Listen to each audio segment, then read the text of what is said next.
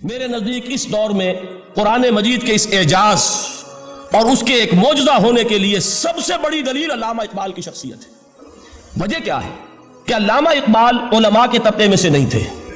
ظاہر بات ہے کہ جن کا پورا جن کی زندگی گزرتی ہو قال اللہ قال الرسول میں، ان کے دلوں میں عظمت قرآن کی، ان کے دلوں میں حضور کی محبت یہ تو سمجھیے کہ ہونی ہی چاہیے، ان کے شب و روز اسی میں گزرتے ہیں۔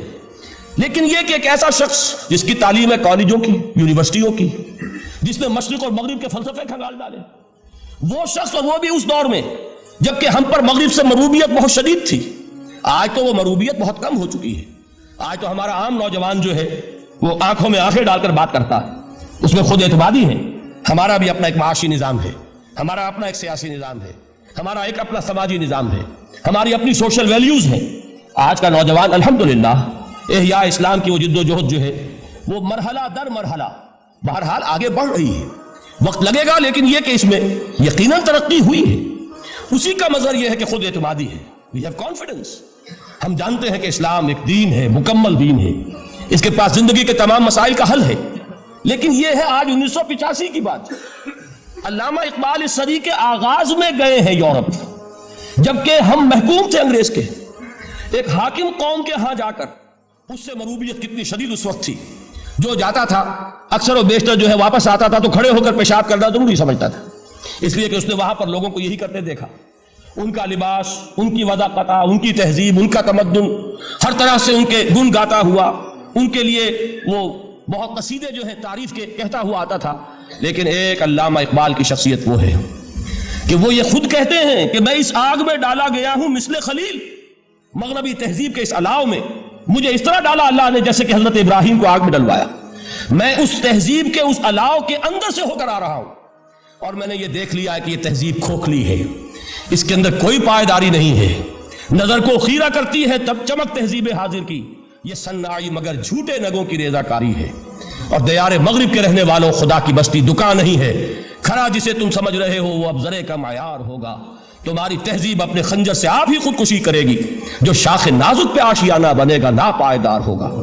اب آپ اندازہ کیجئے وہ شخص جو بنیادی طور پر فلسفی ہے، فلسفے کا طالب علم ہے، وہ جرمنی اور انگلستان میں جا کر فلسفے کھنگالنے کے بعد اسے اگر تسکین حاصل ہوئی، اس کے جو علم کی پیاس تھی اگر اسے سیری حاصل ہوئی تو صرف قرآن کے ذریعے سے، نہ کہیں جہاں میں اما ملی، جو اما ملی تو کہاں ملی میرے جرم خانہ خراب کو تیرے عفو بندہ نواز میں۔ یہ وہ شخص ہے آخری زندگی میں ان کا کام صرف ایک رہ گیا تھا، قرآن کی تلاوت۔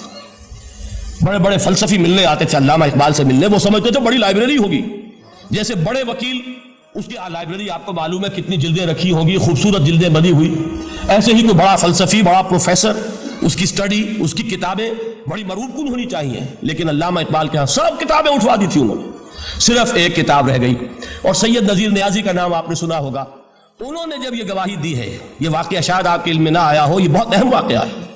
وہ یہ لکھتے ہیں کہ میں نے ایک مرتبہ علامہ سے پوچھا کہ کچھ لوگ اعتراض کرتے ہیں یا یہ خیال ظاہر کرتے ہیں کہ آپ نے اپنا فلسفہ خودی نیٹشے سے لیا ہے، کوئی کہتا فلاں سے لیا ہے، کوئی کہتا فلاں سے لیا ہے، کچھ آپ خود بتا سکیں گے کہ آپ کے فلسفہ خودی کی سورس کیا ہے؟